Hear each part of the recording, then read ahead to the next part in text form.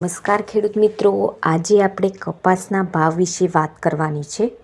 તો મિત્રો વિડીયો અંત સુધી જોવો અને જેમને પણ આપણી ચેનલને સબસ્ક્રાઈબ ના કરી હોય તેમને સબસ્ક્રાઈબ કરી લેવી. તો શરૂઆત કરીએ મિત્રો. રૂ બજારમાં સતત ઘટાડા સાથે વેપાર થઈ રહ્યો છે.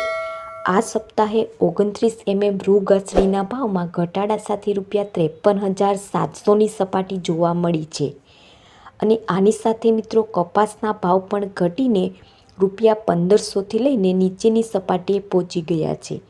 તો મિત્રો મોટા ભાગના ખેડૂતોને ₹1,250થી લઈને ₹1,475ની સપાટીની વચ્ચે કપાસના ભાવ મળી રહ્યા છે.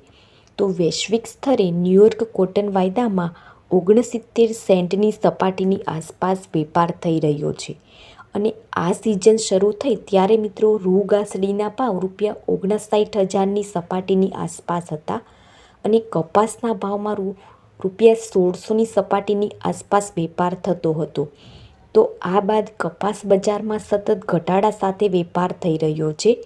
સિઝન શરૂ થઈ ત્યારે મિત્રો વૈશ્વિક સ્તરે ન્યૂયોર્ક કોટન વાયદામાં જે ભાવ હતા તેની સરખામણીએ હાલ કોઈ મોટો ઘટાડો થયો નથી.